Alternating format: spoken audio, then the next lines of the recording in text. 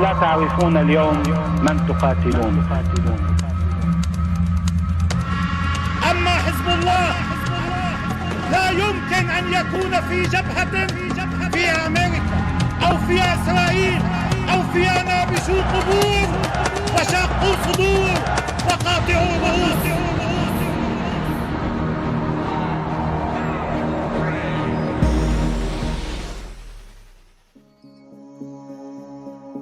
Le Daesh applique à la lettre l'islam. Comme l'Arabie Saoudite, elle fait des décapitations. Bismillah ar-Rahman ar-Rahim. Bonjour à tous et bienvenue dans ce nouvel épisode d'Axe de la Résistance.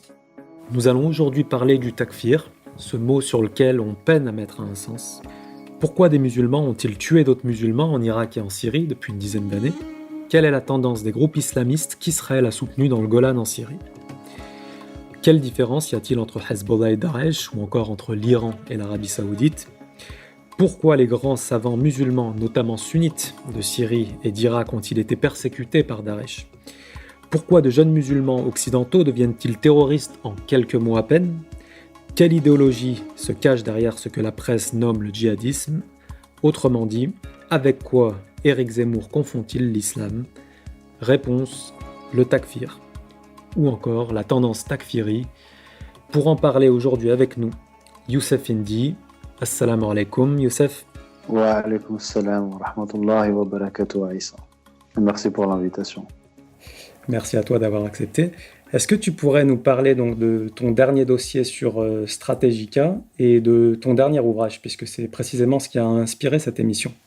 Alors, j'ai publié il y a quelques mois un dossier qui s'appelle Islam politique sur strategica.fr, qui est le site du think tank Strategica, avec en sous-titre, donc le titre complet c'est l'islam politique, saoudo-wahhabisme, frères musulmans, réformisme, maçonnerie et service secret anglo-américain.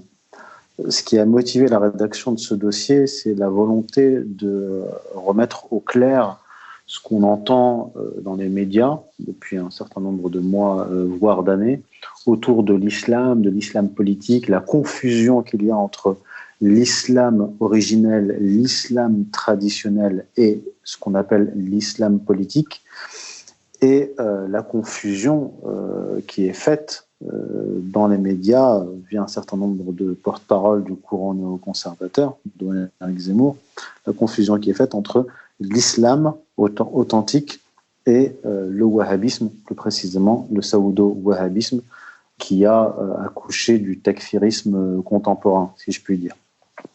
Et pour continuer sur mon ouvrage, je viens de publier un ouvrage qui s'appelle L'autre Zemmour, publié aux éditions Contre-Culture et paru le 2 février dernier.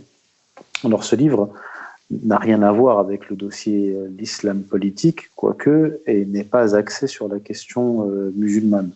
Elle est axée sur l'univers zémourien, la galaxie zémourienne, c'est-à-dire les puissances financières, les forces idéologiques, les mouvements idéologiques qui le portent et son rôle politique. Par contre, il y a un lien direct entre la mouvance autour de autour d'Éric Zemmour, c'est-à-dire les puissances d'argent, Bolloré, Dassault, Iskandar Safa et tous les réseaux Sarkozy, puisque en fait Zemmour, c'est le nouveau masque des réseaux et des milliardaires sarkozystes. Le lien donc entre ces réseaux, ces individus et ces puissances d'argent et l'Arabie Saoudite, puisque, je vous donne juste un exemple très parlant, c'est Éric Zemmour qui déclare sur CNews, je cite, « Je suis favorable à une alliance avec l'Arabie Saoudite, nous sommes ensemble en Libye, etc. » Donc en fait, Éric Zemmour a un discours anti-musulman, anti-islam, mais il est favorable à une alliance de la France avec les saoudo-wahhabites. En réalité, c'est tout à fait cohérent puisque, comme on va le voir, le wahhabisme, le saoudo-wahhabisme, est sur le plan idéologique, historique, un outil de destruction de l'islam de l'intérieur, mais aussi une force géopolitique déstabilisatrice du monde musulman et qui a massacré ou fait massacrer des musulmans par centaines de milliers, ce qui est en fait cohérent. avec le discours d'Éric Zemmour. Très bien, donc on va revenir à Éric Zemmour, puisque c'est un petit peu notre fil conducteur de ce début d'émission. Alors, il y a deux principales pensées que met en avant Éric Zemmour. La première, c'est que l'islam est exactement, ou serait exactement selon lui, ce que pratique Daesh, et donc que Daesh, c'est l'islam pur et dur. Et la deuxième pensée, c'est que l'islam, toujours dans la vision qu'il s'en fait, aurait pris le contrôle des quartiers, on va dire, dits sensibles en France, pour y imposer sa loi, à savoir ce qu'on appelle la charia, ou la charia.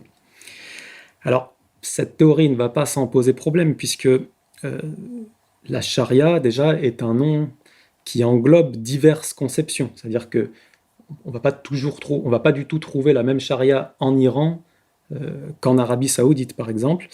Et ici, ce qu'il faut comprendre dans son discours, finalement, c'est qu'il assimile ou il amalgame la charia à sa seule compréhension, qui est celle que s'en font les salafistes, finalement. Et si on prend ce qui se passe dans les pays salafistes dans un premier temps, on se rend compte que la charia, par exemple en Arabie Saoudite, interdit l'alcool, que ce soit au niveau de la consommation ou de sa vente, interdit les jeux de hasard, interdit la musique, notamment dans les territoires contrôlés par Daesh. Le voleur se voit être jugé et ensuite à la main coupée. Le trafic de drogue et le meurtre sont passibles de la peine de mort. Or, si on vient du coup dans un cadre franco-français, puisque c'est de ça que parle Zemmour, et qu'on observe dans les quartiers dits sensibles où il peut y avoir une grande proportion d'habitants musulmans, on peut facilement voir que on y observe des MJC qui emmènent les jeunes à la piscine, on a des activités mixtes dans des tenues de maillot de bain, donc on a du mal à voir où est-ce que le salafisme aurait pris le contrôle de ce territoire-là. On a également dans ces MJC la promotion matin, midi et soir de la culture hip-hop, qui est celle de la consommation de drogue, du vol, du trafic de drogue. À cela s'ajoute, on va dire, le côté danse, breakdance de la culture hip-hop qui se fait bien entendu avec, entre autres, des femmes qui, la plupart du temps, ne portent pas vraiment le voile islamique.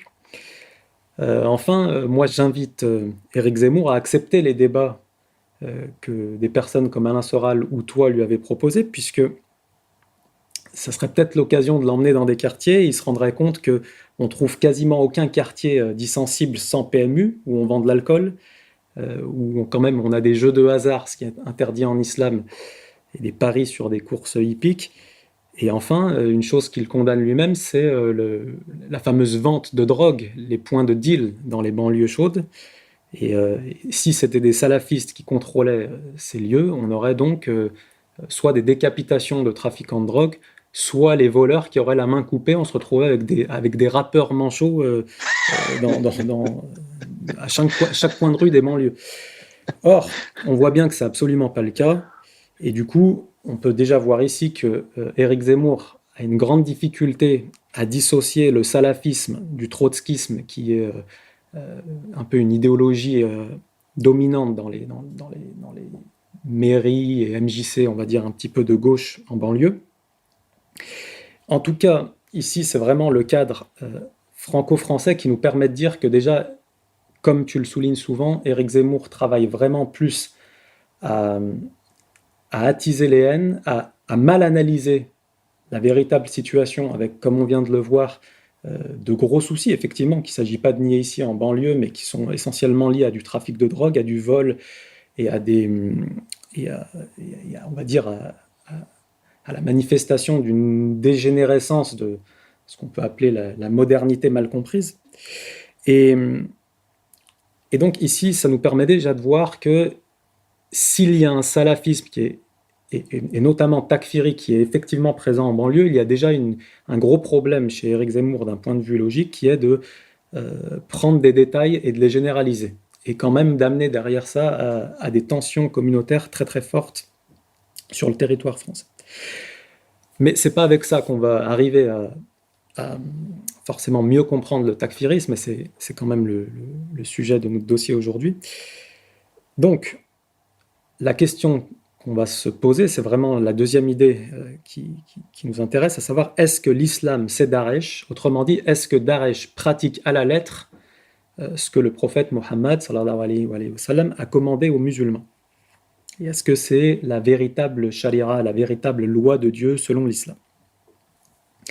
Alors, le premier élément qui semble avoir échappé à Éric Zemmour, et tu le soulignes d'ailleurs très souvent, c'est que dans le camp qui combat Daesh et qui est aux avant-postes de cette guerre-là, on retrouve le corps des gardiens de la révolution islamique d'Iran, Hezbollah, qui est en arabe, on va dire, le parti de Dieu, qui est un parti islamique. On a l'armée syrienne qui est composée dans une grande partie de soldats de confession sunnite, des musulmans sunnites. Et il existe aussi des factions palestiniennes qui ont pris part à ces combats en Syrie, oui, contre Daesh. Un deuxième élément, c'est que parmi les victimes de Daesh, on ne peut pas nier que, en tout cas, cette tendance takfiri commence toujours, lorsqu'elle arrive dans un endroit, par attaquer, cibler les chiites, les alaouites et cette tendance-là. Mais il ne faut pas oublier qu'une fois qu'ils s'installent dans des territoires, finalement, les victimes majoritaires de Daesh sont souvent des savants et de la population sunnite, des musulmans sunnites. Et du coup, ça nous met face à un grand paradoxe dans les propos d'Éric Zemmour, qui est que, évidemment, la plus grande partie des gens qui combattent Daesh sont des musulmans, et la plus grande partie des victimes de Daesh sont des musulmans. Donc forcément, il y a les fils qui se touchent et il faut essayer de comprendre ce qu'il y a derrière tout ça. En tout cas, comprendre la cohérence de ce qui se passe réellement sur le terrain.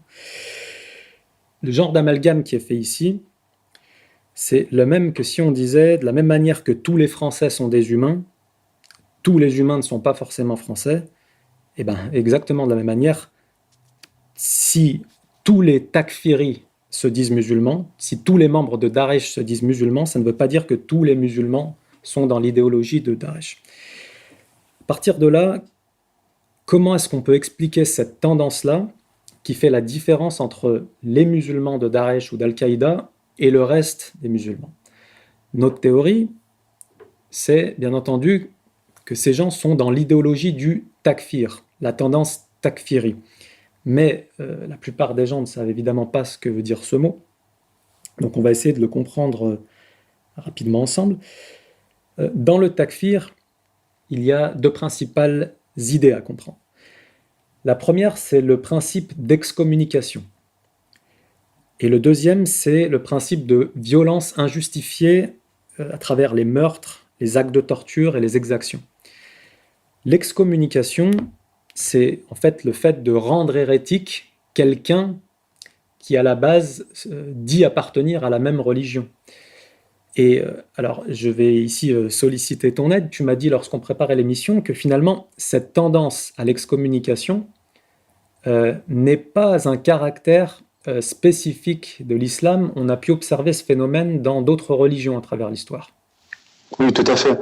Si on prend par exemple dans la tradition catholique, contrairement à l'islam sunnite, il y a une organisation hiérarchique qui s'appelle l'Église, avec le pape et impliquant ce concept qui est relatif, celui d'infaillibilité. Donc le pape est infaillible. Donc le pape dit la vérité et il est en mesure d'émettre des bulles qui peuvent être comparées aux fatwas dans le monde musulman, c'est-à-dire qu'il est capable d'émettre des lois. Donc l'Église dit ce qu'est l'orthodoxie. À partir du moment où il y a un courant, il y en a eu un certain nombre, il y a eu les Cathares et bien d'autres, à partir du moment où un mouvement développe une doctrine qui se distingue de la doctrine catholique défendue et préservée par l'Église catholique, ce groupe-là devient hérétique. Hérétique du point de vue de l'orthodoxie. Donc peuvent s'en suivre des condamnations selon les époques et selon les cas. C'est-à-dire les papes et l'organisation ecclésiastique ne s'est pas toujours comporté de la même façon selon le contexte et selon la secte à laquelle elle devait faire face. On a eu l'épopée protestante avec Luther, par exemple, qui s'est distingué de l'Église catholique. Et Martin Luther est mort dans son lit, mais il a été excommunié par le pape et considéré comme hérétique. Eh bien, dans le cas de l'islam, étant donné qu'on n'a pas d'église à proprement parler et qu'on a des courants et des écoles juridiques qui n'ont pas les mêmes interprétations des textes fondateurs, il y a en fait dès l'origine, dès les premiers siècles de l'islam, une sorte de pluralité et en théorie de tolérance entre les différentes écoles. Mais à partir du moment où on va avoir dans le monde musulman, dans certains contextes, l'émergence de groupes qui vont se distinguer du point de vue du pouvoir et du point de vue des fuqaha, c'est-à-dire des jurisconsultes qui vont se distinguer de l'orthodoxie, ils vont être déclarés hérétiques. Il me vient cette phrase du grand juriste musulman originaire du Maroc, Ibn Rushd, du XIIe siècle, qui écrivait, donc je cite, dans son livre Discours décisif, « C'est du fait des interprétations et du fait de l'opinion que celle-ci devrait, du point de vue de la loi révélée, être exposée à tout un chacun, que sont apparues les sectes de l'islam qui en vinrent au point de s'accuser mutuellement d'infidélité ou d'innovation blâmable, bid'a, en particulier celles d'entre elles qui étaient perverses.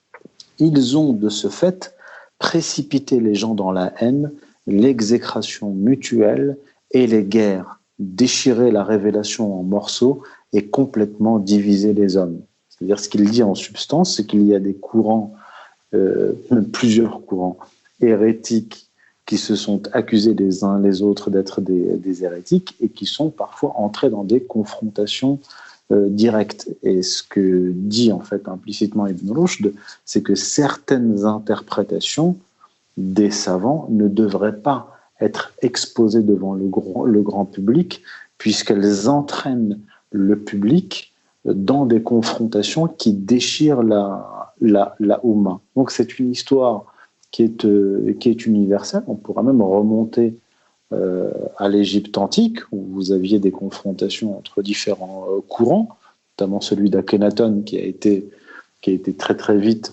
condamné après sa mort par les prêtres révérant la divinité Amon. Ce que je veux dire par là, c'est qu'il faut voir ces mouvements d'excommunication divisant la communauté musulmane, non pas comme une exception de la religion musulmane, mais ayant trait à la nature humaine. Voilà, pour être le plus concis possible.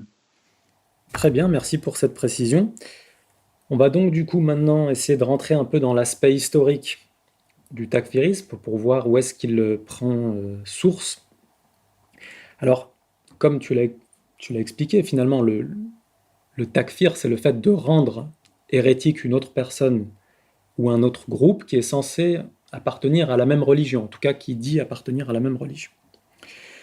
Ceci étant, on va du coup reprendre un petit peu les choses dans l'ordre pour que les gens puissent avoir quelques repères historiques.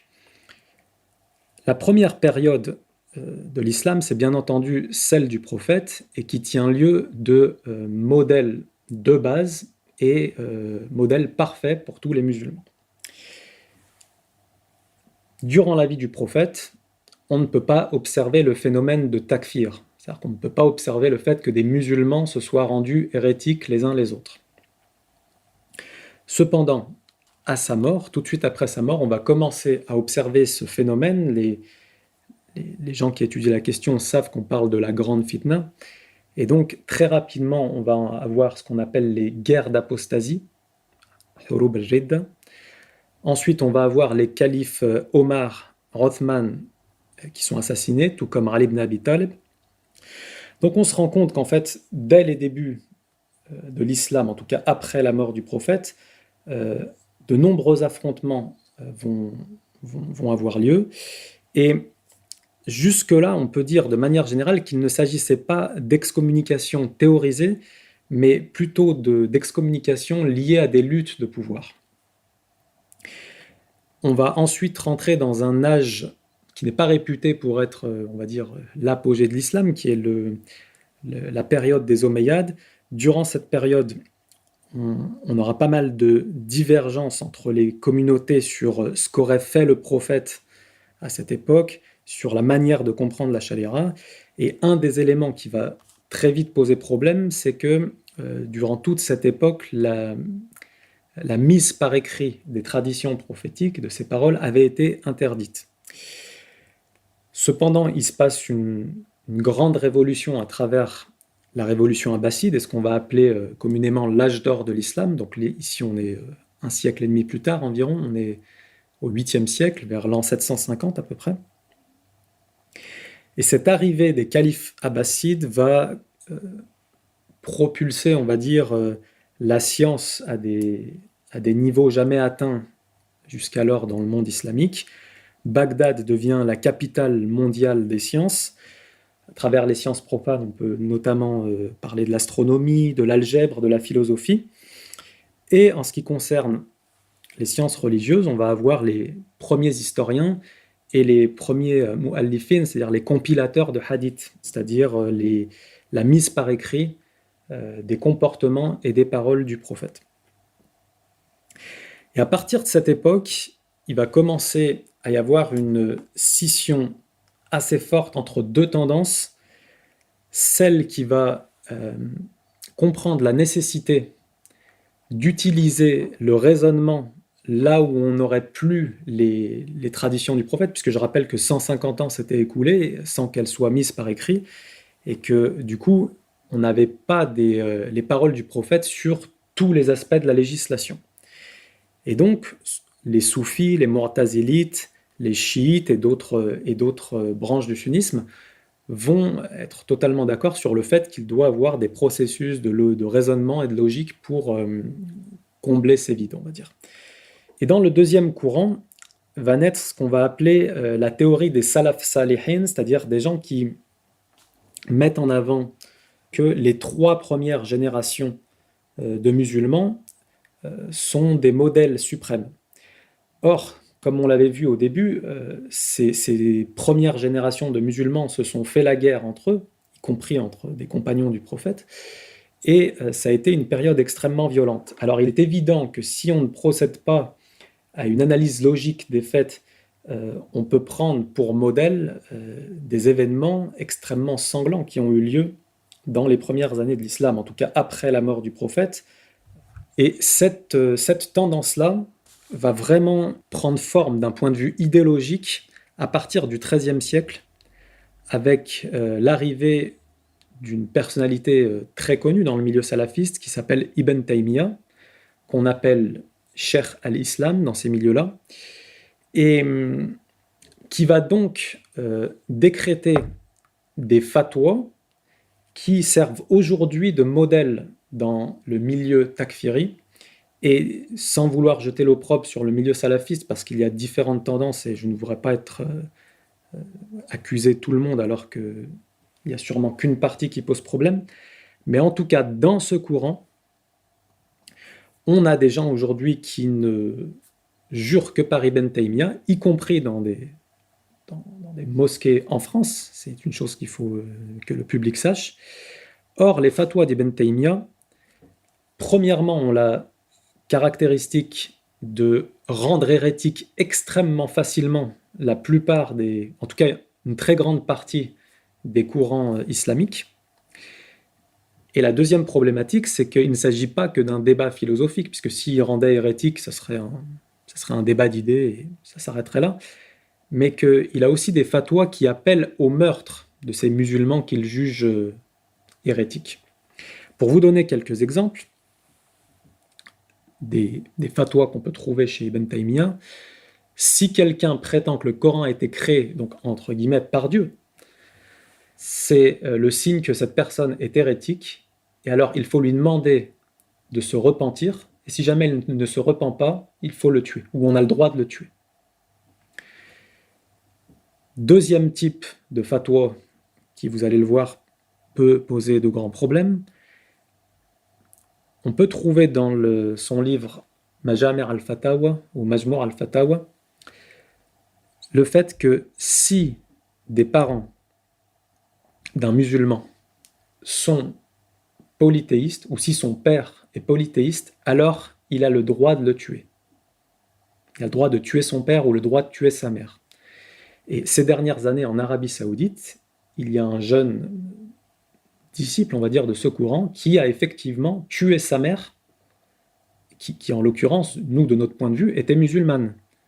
Mais lui, il a considéré qu'elle était hérétique pour je ne sais quelle raison, et il a fini par tuer sa propre mère. Et évidemment, du coup, vous imaginez bien que tout ce qui est chiite, soufi, mu'tazilite, en gros, tout ce qui ne correspond pas à la doctrine mise en avant par Ibn Taymiyyah tombe très facilement dans le camp de l'hérésie et très souvent doit donc être tué d'après ces fatwas. Cette doctrine est très longtemps restée minoritaire en fait dans le monde islamique, mais à partir du XVIIIe siècle, s'est produit, on va dire, un véritable bouleversement dans l'histoire du monde islamique avec l'arrivée de Muhammad Abd al-Wahhab qui finalement a notamment cherché à faire revivre cette idéologie, mais a aussi formé une armée qui a pris un contrôle territorial du Hejaz pour imposer cette doctrine dans cette zone, on va dire, de la péninsule arabique, qui est connue aujourd'hui comme, on va dire, si vous voulez, les territoires de l'Arabie Saoudite, de manière générale, du Qatar, etc. Je crois que tes travaux, Youssef, portent justement sur le wahhabisme et l'arrivée de cette tendance au XVIIIe siècle. Est-ce que tu pourrais nous en dire plus ? Alors, pour être le plus synthétique possible, Mohammed ibn Abdul Wahhab, né en 1703, meurt en 1792, qui est originaire du Najd, qui est en fait la région centrale de l'Arabie Saoudite actuelle et de l'Arabie d'antan. Il vient d'une famille importante, une famille de savants, et son père, Abdel Wahhab, était un juge respecté dans la région. Alors Ibn Abdul Wahhab quitte le Najd assez tôt, il se rend dans le Hejaz, donc région de la Mecque et de Médine, il étudie un peu là-bas, puis il part en Irak, à Basra, où il étudie aussi. En 1727, il en est expulsé, il retourne dans le Najd, dans la région, dans la province de Huraymala, où se trouve son père. Donc son père était juge de Huraymala. En 1740, Abdel Wahhab rédige son ouvrage le plus célèbre, qui est un petit opuscule d'une 50aine de pages, qui s'appelle Kitab al-Tawhid, le livre de l'unicité divine. Alors il décide de prêcher à ce moment-là, 1740, il décide donc de prêcher publiquement, et son père l'en empêche. Ça c'est très important, son père l'en empêche. Et il faut savoir que dans la tradition locale, le père, donc juge, donne à son fils aîné la succession à ce poste de juge. D'accord ? Donc en théorie, Mohammed ibn Abdul Wahhab aurait dû succéder à son père au poste de juge. Or, son père, non seulement l'empêche de prêcher, mais au lieu de nommer son fils aîné Mohammed ibn Abdul Wahhab, il nomme à la place de Mohammed ibn Abdul Wahhab son fils cadet Sulayman. Donc ça, c'est très important. Dès le départ, d'une certaine façon, le père de Mohammed ibn Abdul Wahhab le désavoue.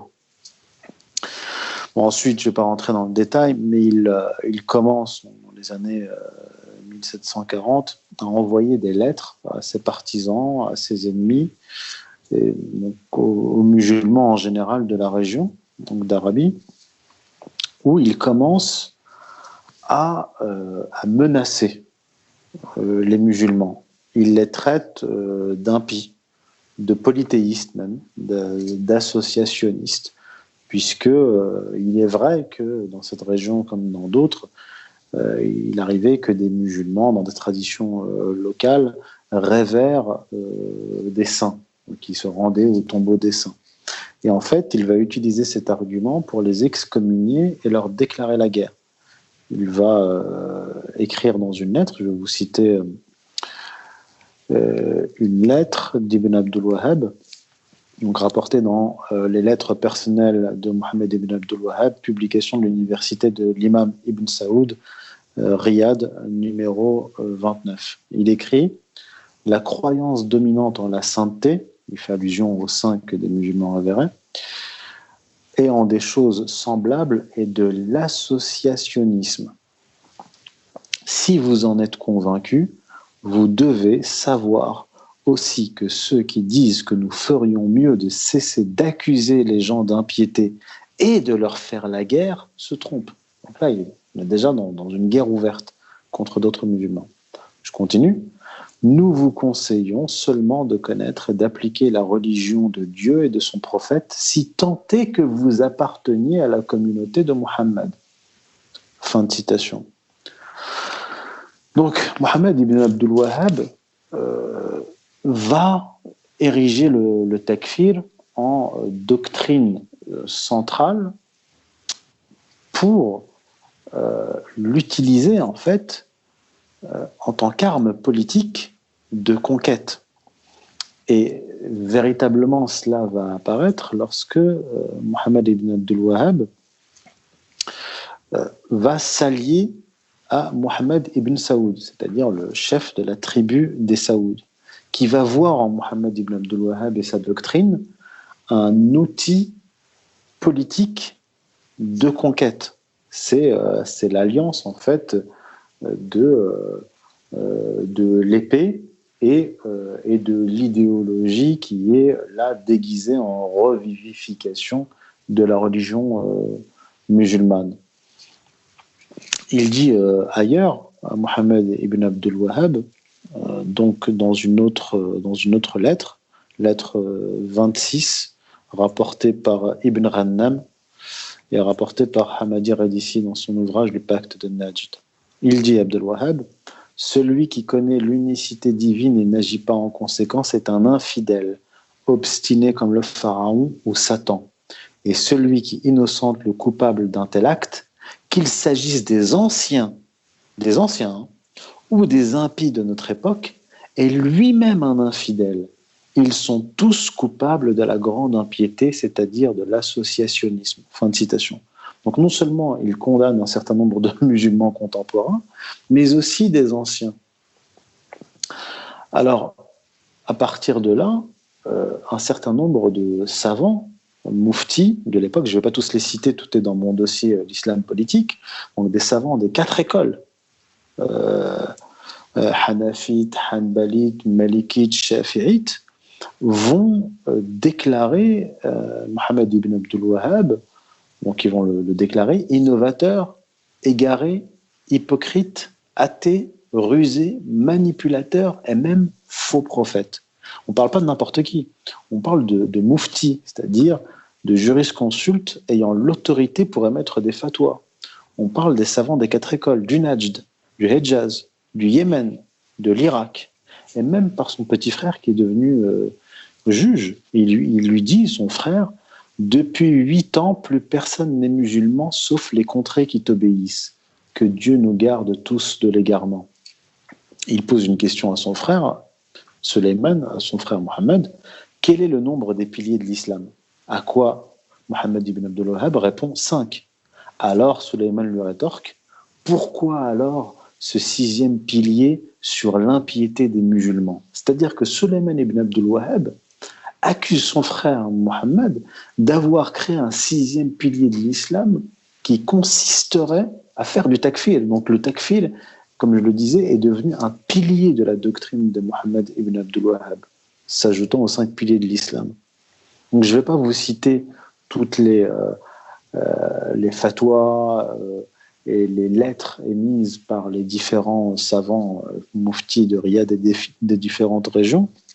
Elles sont dans mon dossier.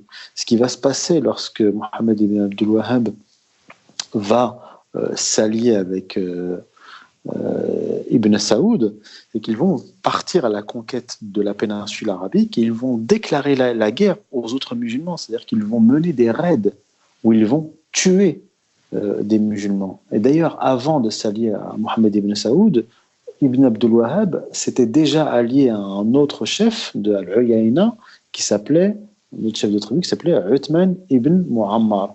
Avec lui, ils vont détruire des tombes, notamment la tombe de Zayd ibn al-Khattab, le demi-frère de Omar ibn al-Khattab, qui était le second calife et compagnon du prophète. Mais après les condamnations des savants et des mouftis, le chef de tribu, Uthman ibn Muammar, va demander à Ibn Abdul Wahhab de quitter sa ville. Puis, entre 1744 et 1745, là, Mohammed ibn Abdul Wahhab s'allie à Mohammed ibn Saoud, et à partir de là, ils vont se livrer à une série de destructions et de massacres de musulmans. Donc de là, ce qui ressort notamment dans ton dossier, qui est extrêmement intéressant, c'est qu'il s'en prend même à l'autorité suprême, on va dire, de l'islam sunnite, à savoir le califat ottoman à l'époque, si je me trompe. Tout à fait, parce qu'en fait, le califat à l'époque était... il régnait, il contrôlait ces zones en théorie sur le papier, mais c'était déjà un empire décentralisé et décadent. Et effectivement, les Saouds et Ibn Abdul Wahhab vont profiter de ce vide de l'empire ottoman pour mener des conquêtes dans la péninsule arabique. Mais effectivement, alors il y a eu 3 royaumes saoudites. Il y a eu le premier de 1745 à 1818, puis le deuxième de 1824 à 1890, puis le troisième de 1932 à nos jours. Et il est vrai que le premier royaume, donc qui prend fin, le premier royaume saoudo-wahhabite qui prend fin en 1818, eh bien c'est par le fait de l'Empire ottoman qui va envoyer des troupes égyptiennes qui obéissent aux ordres de la Sublime Porte pour stopper l'expansion saoudo-wahhabite à l'époque. Donc c'est vrai que c'est intéressant, puisque les wahhabites aujourd'hui tiennent un discours, disons, loyaliste vis-à-vis de l'autorité, disant qu'il ne faut pas subvertir l'autorité, il ne faut pas remettre en question l'autorité, il faut rester obéissant. Alors que le saoudo-wahhabisme est né justement de la remise en question de l'autorité centrale. Donc, ils vont mener un certain nombre de raids, massacrer, piller des tombeaux, même jusqu'à piller le tombeau du prophète, Mohammed. En 1801, donc là on est juste après la mort d'Ibn Abdul Wahhab, mais son fils va lui succéder, et le fils de Mohammed, donc les descendants d'Ibn Saoud vont leur succéder. On va avoir les saoudo-wahhabites, d'un côté le pouvoir, l'épée, le pouvoir matériel représenté par les Saouds, et le pouvoir spirituel, si je puis dire, représenté par les descendants de Mohammed ibn Abdul Wahhab. En 1801, donc les saoudo-wahhabites massacrent entre 2000 et 5000 personnes à Karbala, hommes, femmes et enfants. Ils sont même allés jusqu'à éventrer les femmes enceintes. Donc ils détruisent la coupole qui ornait le tombeau du petit-fils du prophète Hussein, en volant ce qu'elle contenait et ce qu'il y avait aux alentours. La même année, on est au début du 19e siècle, ils pillent et massacrent une grande caravane qui descend de Damas vers les lieux saints, vers le Hejaz. Entre 1803 et 1806, ils attaquent la Mecque, où ils empalent des pèlerins. Et Médine, ils attaquent aussi Médine, où ils égorgent une partie de la population. Donc à cette époque-là, les routes étant occupées, les pèlerins étaient contraints d'atteindre la Mecque par la mer en débarquant à Jeddah. Donc en fait, le saoudo-wahhabisme, c'est ça. Donc la remise en question du pouvoir central, l'excommunication, le pillage, même des tombeaux. Donc des tombeaux, on ne parle pas de n'importe qui, on parle de tombeaux de Khadija, la première femme du prophète, du petit-fils du prophète, de certains compagnons du prophète. Et bien sûr, donc je le disais, le pillage. Donc on a en fait la prolongation de ces pratiques bédouines que l'islam en fait avait aboli, que le prophète avait aboli. D'une certaine façon, c'est le retour à la période anté-islamique de la sauvagerie et du pillage. Alors, c'est revendiqué par eux-mêmes. Je veux dire, le fils d'Ibn Abdul Wahhab, Abdallah, il reconnaît avoir pillé. Il écrit « Oui, nous avons démoli, détruit et pillé ». le vol du trésor du tombeau du prophète est admise par le roi Abdullah ibn Saoud. Parce que son père c'était son père qui avait volé le trésor du prophète et qui l'a légué à Abdullah. Donc lui-même, il l'a avoué durant une entrevue avec Muhammad Ali, le vice-roi d'Égypte, en 1818. Et ce sont des propos qui ont été rapportés par le chroniqueur égyptien Jabarti. Voilà. Donc, on a véritablement, historiquement, un cœur de doctrine, une idéologie et une force saoudo-wahhabite qui s'est attaquée directement, en premier lieu, aux musulmans et qui les a massacrés en masse. Et là, effectivement, on peut faire le parallèle entre ces agissements et les agissements des groupes terroristes en Syrie et en Irak, l'armée syrienne libre, Al-Qaïda rebaptisée Al-Nusra et Daesh. Ils ont pillé, massacré les musulmans à tour de bras et ils ont continué encore dans l'époque contemporaine. Donc on peut effectivement retracer une filiation entre le saoudo-wahhabisme des origines et les actes sauvages perpétrés aujourd'hui au Proche-Orient. Très bien, donc après avoir fait ce topo, on va dire, historique, idéologique de la mouvance takfiri, de ses origines jusqu'à la montée, on va dire, du wahhabisme dans la péninsule arabique, on va essayer de voir comment toute cette pensée et cette tendance a été appuyée finalement par les États-Unis. Ce qu'il faut dire, maintenant c'est connu, mais ce qu'il faut dire et répéter, c'est qu'au-delà de la dimension idéologique du takfirisme, il y a des alliances qui ont été tissées dès le début, dès l'origine du dernier royaume saoudo-wahhabite, entre les puissances anglo-américaines et l'Arabie saoudite. Il faut dire que dès les années 20, la famille Saoud a été soutenue par les Britanniques via leurs services secrets. Abdelaziz ibn Saoud, qui va devenir le roi d'Arabie saoudite à partir de 1925, a été soutenu et payé. Il recevait un salaire de 60 000 livres par an par la Grande-Bretagne via son agent qui s'appelait Philby, qui était un agent secret britannique qui vivait en Arabie et qui pilotait Abdelaziz ibn Saoud. Ils ont donc soutenu la famille Saoud jusqu'à sa prise de pouvoir et après les Britanniques, les Américains ont pris le relais. Et dans la période des années 70, les Américains, via son stratège Zbigniew Brzezinski, qui était le conseiller à la sécurité nationale des États-Unis sous la présidence Carter, a été le maître d'œuvre à la fin des années 70 de la coordination de la CIA avec les services pakistanais et saoudiens pour financer, dans le but de financer, d'armer Ben Laden et le groupe que dirigeait Ben Laden qui allait devenir plus tard Al-Qaïda en Afghanistan. Et d'ailleurs, il l'a admis lui-même. Zbigniew Brzezinski l'a avoué lors d'une interview accordée au Nouvel Observateur le 15 janvier 1998. Il dit clairement qu'il les a soutenus. Alors, ce qu'on peut noter, c'est que en 1989, avec la chute de l'URSS, ici, on assiste à un tournant dans la géopolitique, on va dire, ou la géostratégie américaine, puisque on va avoir une utilisation de cet outil takfiri, de ces troupes terroristes takfiri, non plus contre l'URSS, qui à ce moment-là n'existait plus, et la Russie d'ailleurs n'était pas, on va dire, leur priorité absolue, mais contre finalement l'influence de la République islamique d'Iran au Moyen-Orient, et ça va se matérialiser avec la guerre en Syrie à partir de 2011-2012, où Hezbollah, le corps des gardiens de la révolution islamique en Iran, les troupes de l'armée arabe syrienne ont dû affronter, on va dire, des dizaines de milliers, des centaines de milliers de combattants importés depuis la Turquie, depuis la Jordanie et depuis le Liban, des combattants qui appartenaient donc à cette tendance takfiri.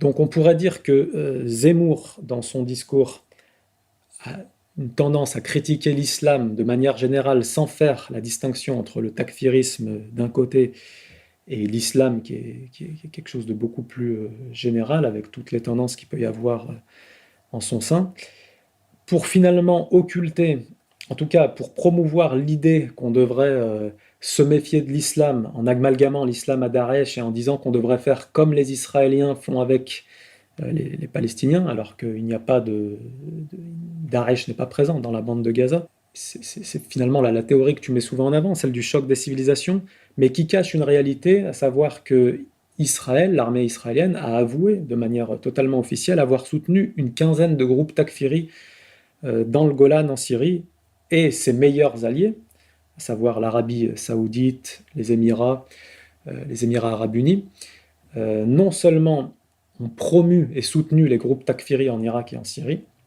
mais alors même que ces groupes disent vouloir renverser toute forme de pouvoir dans le monde arabo-islamique, on peut voir que tous les États qui aujourd'hui normalisent leurs relations diplomatiques avec Israël ne sont absolument pas inquiétés par la tendance takfiri et ne l'ont jamais été durant tout ce qu'on a appelé le fameux printemps arabe.